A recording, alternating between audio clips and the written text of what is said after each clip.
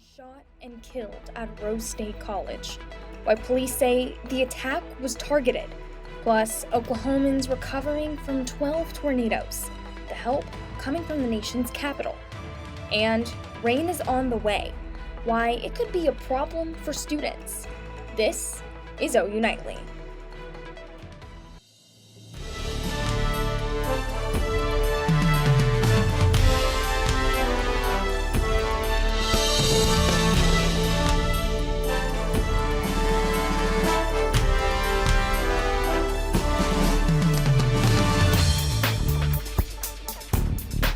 Thanks for watching OU Nightly. I'm Carly Vargas. And I'm Purpura. We begin tonight with breaking news from Rose State College. A shooting on that campus that leaves one man dead. And tonight, we know police say the suspect is in custody. OU Nightly's Victoria Anderson following the story. She's live in the newsroom. Victoria, students were on lockdown earlier today. Carly, Pepper, some tense moments on campus today. Midwest City Police saying the two men knew each other. Take a look. This happening outside the Humanities and Administrations building at Rose State College around noon today. Thank you to our partners at News 9 for the video. And at 1:36, an all clear was given to students who were sheltered in place. Rose State students say they are traumatized and are still processing the time before the all clear was called. Classes are canceled for both today and tomorrow. Police say the victim was pronounced dead on the scene, and the names of the two men have yet to be released. Live in the newsroom, Victoria Anderson, OU Nightly. Thanks, Victoria. Get ready to get wet. Central Oklahoma is looking at significant rainfall headed our way. Meteorologist Catherine Liberta is tracking this storm system. Catherine, could this be a drought buster? That's right, Pepper. We are talking about the potential for a drought buster. Right now, we are seeing temperatures in the 60s and 50s across the state. You can see that the Tulsa area and eastern Oklahoma is sitting a little bit warmer than the rest of us because they aren't seeing as much cloud cover as we are here. But like you said, we might have a drought buster on the way. You can see up in the Panhandle, it's been over 230 days since they've seen a quarter-inch of rainfall, but that's what's keeping them in this drought that we are possibly going to be busting later this week. I'll have the timing of those storms and the flooding risk coming up. Thanks, Catherine. And with flash flooding top of the mind this week, we asked OU students how they're going to be handling the walk or drive to class. OU Nightly's Gouch fills us in on the precautions we all need to take with the wet weather moving this way. Driving through severe weather can be dangerous enough, but imagine doing it in a foot of rainwater. One student says with Norman's poor drainage system, you may not have to imagine for long. Here in the Sooner City, a street like this can turn to this in a matter of 5 minutes. It's terrible because the streets are always flooded and I have a car that's low to the ground, so when it does flood, I'm scared that my engine's gonna stall when I go through. Getting to safety during a storm is the only thing on residents' mind when living in a place called Tornado Alley. However, the river that streets like Lindsay and University Boulevard turn into make that difficult. So difficult that this student just stays put. I'm pretty bad at going to shelters. I usually try not to leave the house when I know it's gonna rain just because I know it's gonna flood really bad. Rogers is a senior and says during her time here, she's seen no improvement. It's been the same since sophomore year since I brought my car up here. The flooding's just always been bad. I reached out to Norman Public Works Street Stormwater Division to see if they wanted to comment on this issue, but I was sent to voicemail several times. However, they do have an entire website dedicated to flood hazard protection, including information on insurance, where flooding in Norman is bad, and floodplain development permit requirements. As more rainy weather is on its way, make sure you know just how much water your car can make it through. And remember, when in doubt, turn around, don't drown. Reporting in Norman, Oklahoma, Gouch, OU Nightly. For more information on how to protect yourself, your vehicle, and your home from flooding, visit normanok.gov. The White House says damage near coal in McLean County and around Shawnee and Pottawatomie County is now eligible for federal disaster relief. This means assistance is available through FEMA for home repairs and low-interest loans. On Thursday, Governor declared a state of emergency for 5 counties because of the tornadoes, including here in Cleveland County, that put an emergency law into effect about price gouging rules. 2 Oklahoma County jail inmates have died since Saturday. Frank Ramirez died Saturday night after he was found distressed in his cell. Medical staff say they began life-saving measures before taking him to the hospital, where he died an hour later. His cause of death is unclear. Amber Owens was another inmate who died after being in the hospital. She was injured after a fall at the hospital and died when life-saving efforts by the medical staff were unsuccessful.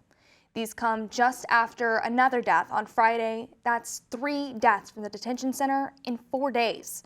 Both are being investigated. Big changes to cable news networks CNN and Fox News. 2 prominent hosts unexpectedly left their stations. OU Nightly's Becca Yanez joins us in the studio with the uproar and more in today's News Center. That's right, CNN's Don Lemon and Fox News' Tucker Carlson now off the air. Carlson and Fox say they agreed to part ways, while Lemon took to Twitter saying that CNN fired him without getting proper notice. Both men working for their stations for more than a decade. And in D.C., President Joe Biden asking, quote, every conceivable option to help Americans who remain in Sudan. Government officials believe thousands of American citizens remain in the country by choice and also by accident. Hundreds are dead, thousands more injured, an escalating clash around Sudan's capital city by rival militant factions. And the U.S. Supreme Court is set to decide whether the First Amendment protects social media users who get blocked for commenting on government officials' pages. One of the cases involved was brought by a Michigan resident who was blocked from commenting on a city manager's personal Facebook page. And the case is set to be heard in the fall. Carly, Pepper. Thanks, Becca. Coming up, one of the most popular social media companies out there might owe you money. We'll tell you who gets a payout. And the U.S. debt ceiling could be raised if Senator McCarthy's debt limit legislation is passed. We'll tell the details of the senator's plan and the president's response.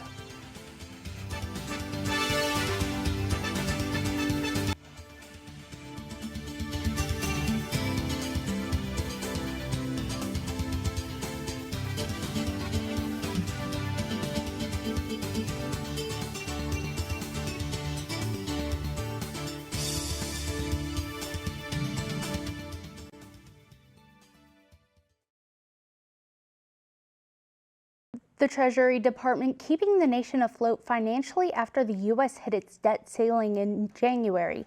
OU Nightly's Morgan Martin joins with the proposed plan in today's Money Matters. Morgan? Speaker Kevin McCarthy says he has enough support to get his debt limit legislation through the expected House vote this week. McCarthy's bill includes a $1.5 trillion hike to the debt ceiling, but with cuts to domestic spending programs.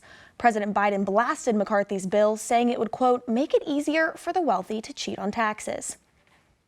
And in the world of social media, some Facebook users could soon receive checks.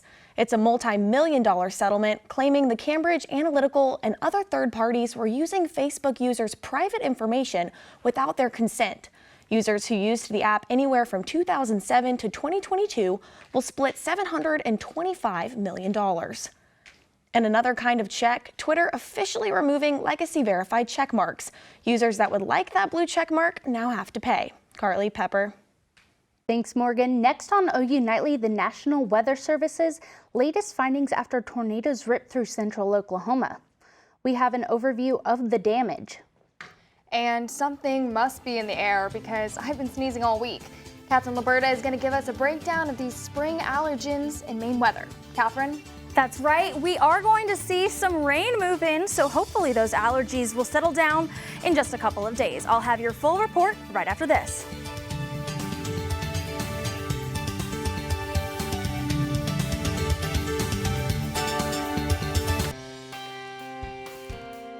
Well, welcome back to OU Nightly. We have been very dry over the past, well, look at Guyman. Since September, they have not seen a quarter-inch of rain. You can see 234 days without that significant amount of rain. Here in Norman, we've only been 6 days without that quarter-inch of rain, and that's what's caused this drought monitor. We can see that lots of the state is under that drought. It's I-44 really is where we are seeing everything northwest of them is under that drought monitor right now, and that severe drought that we have been seeing.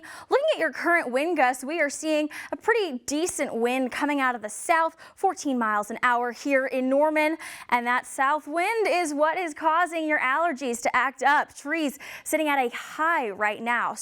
But hopefully that will all clear up as we have some rain chances coming through. Now, looking at your temperatures and your rain chances, we're just going to continue to cool down as we head throughout the evening and into tomorrow. But look at that rain chance. It ramps up as we head into tomorrow morning and tomorrow evening. So let's time it out for you. You can see that right around 9:30 tomorrow morning is when we start to see those scattered showers here in Oklahoma City, Norman, Enid, up in Woodward as well. And then those continue to push off and they'll line up a little bit as they get to Tulsa before we have a second round of storms that's going to come in Tuesday night into Wednesday morning. So lots of rain out in the panhandle, and they definitely need it. So this rain is just going to continue to come through tomorrow and Wednesday as well. Now, throughout Friday, we are going to see almost 2 inches of rain here in Norman. Some parts should be seeing up to 3 inches of rain as well. So localized spots seeing that heavier rain. Here's that rainfall estimate, and we are going to get a better look at that as we head throughout the rest of this week. Now, we are under a slight risk, not a slight risk, down here they are under that slight risk, excuse me.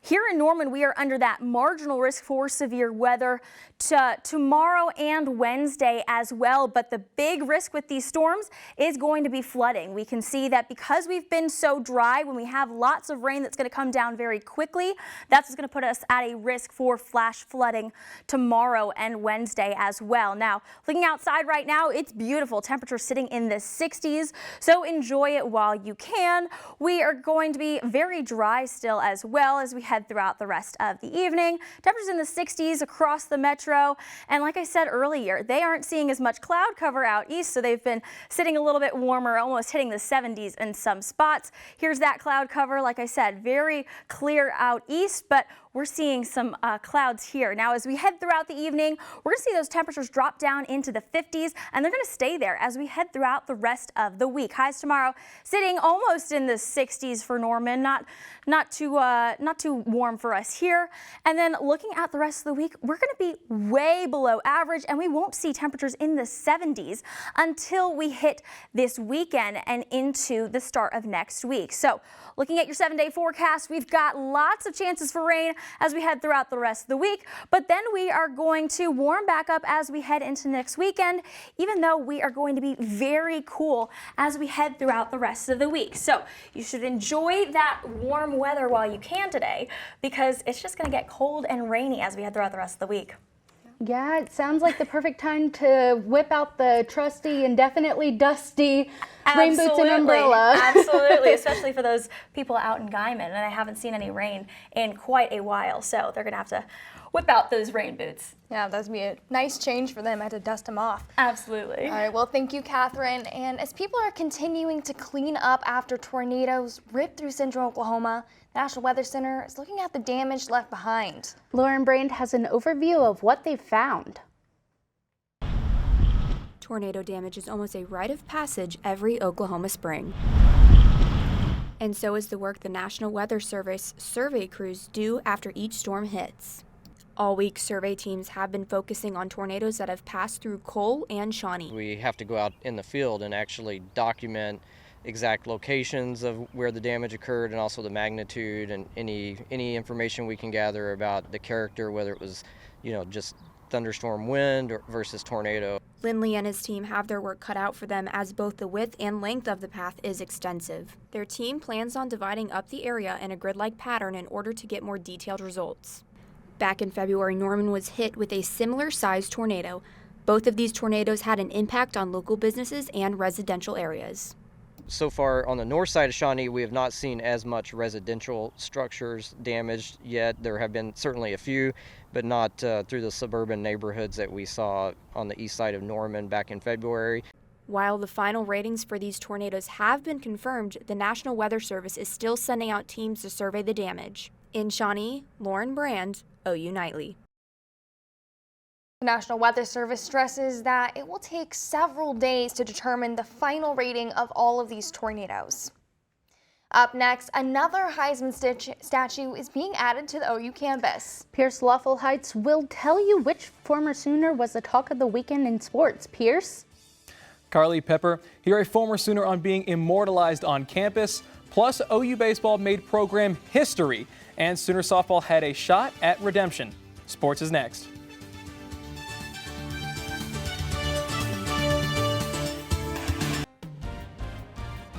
Hello, I'm Pierce Loeffelholz, and it's time for sports. OU added another member to its Heisman Park over the weekend. Kyler Murray will now forever be remembered in bronze in Norman. On Saturday morning, Heisman Park and Jenkins Avenue were packed just outside of the stadium for Murray's Heisman statue unveiling. Fans cheered as he took the stage with head coach Brent Venables and former head coach Bob Stoops. Murray felt the love from OU fans while back in Norman. This place is different, special. Obviously, when you get into a professional world, you receive hate and stuff like that, but in the collegiate world, it's most of it's usually love. But this place is really is loyal as ever. The fans are loyal. Obviously, we won, and we did a lot of great things to make them remember what we did. But this place will always, hold a special spot in my heart. The Sooner faithful packed the Palace again as 54,000 fans watched this year's spring game. The defense led the entire game, but with the clock winding down, five-star freshman Jackson Arnold threw a touchdown to Gavin Freeman. It came down to the final two-point conversion, which failed, giving the defense the 84-82 win. Arnold went 6 of 14 through the air for 64 yards, but still feels like there's a lot of work to go. Gotta work harder. It's not as easy as high school, obviously. Today shows I had that good drive at the end, but there were some plays that were my fault that I've got to go back and look at and execute properly and just, work harder, study harder. Everything's on a whole nother level in college. Oklahoma baseball took a trip to Austin over the weekend for a series against number 14 Texas. The Sooners bullpen was red hot, allowing just 7 hits and 3 runs across the 3-game set.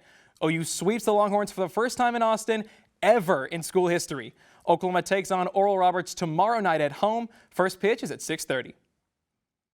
Oklahoma softball had a chance at revenge over the weekend against the team responsible for their only loss, the 16th-ranked Baylor Bears. The Sooners defense was the star of the show, including this miraculous double play to get out of the jam. OU swept the Bears to avenge their lone loss and improved to 42-1. Oklahoma has another ranked matchup on the road tomorrow against number 23 Wichita State at 6 p.m. Oklahoma women's tennis traveled to Kansas for the Big 12 championships and made it to the title match on Sunday night against their co-regular season conference champs, Texas. OU started off hot, taking the double point, but fell short in the end, losing 4-2. The national tournament selections begin on May 1st. Pepper, Carly, back to you. Thanks, Pierce. After the break, an unexpected moviegoer tried to catch a flick in Alaska. We have the footage of the animal that just couldn't skip on those movie snacks.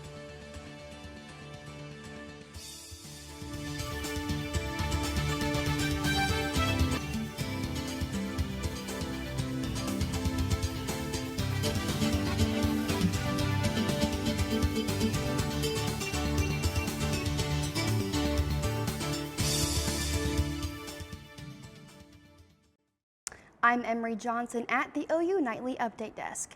A bill allowing Indigenous students to wear tribal regalia at graduation now heads to the governor's desk. The House floor passed the bill with only one no vote. Advocates say Senate Bill 429 was a 3-year effort. Carly, Pepper. Thanks, Emmery. A movie theater in Alaska got a surprising visitor last Wednesday. That's right. A baby moose walked right through the front door and straight into the lobby. This guy wasn't interested in seeing Super Mario Bros. Instead, it followed its nose to some popcorn left near the trash can. Thankfully, the workers were able to get it outside without anyone getting hurt, but they did lose a few kernels to the hungry guy. All right, before we wrap up, we're going to take one last look at the weather. Catherine, what are we expecting? Yeah, that's right. We are starting to see some showers pop up across Oklahoma. You can see that some heavier rain up near Enid, north of Edmond, but then a couple of showers just west of us here in Norman. So we might start to see a couple of light showers pop up here in Norman over the next couple of hours before our big rain chances come through tomorrow and into Thursday. We're going to have lots of rain, and that could put us at risk for some flooding. So pay attention because you don't want to get caught in that rain. Back to you. Thank you for watching OU Nightly. I'm Carly Vargas. And I'm Purpura. Be sure to watch OU Nightly live weekdays 4:30. Good night.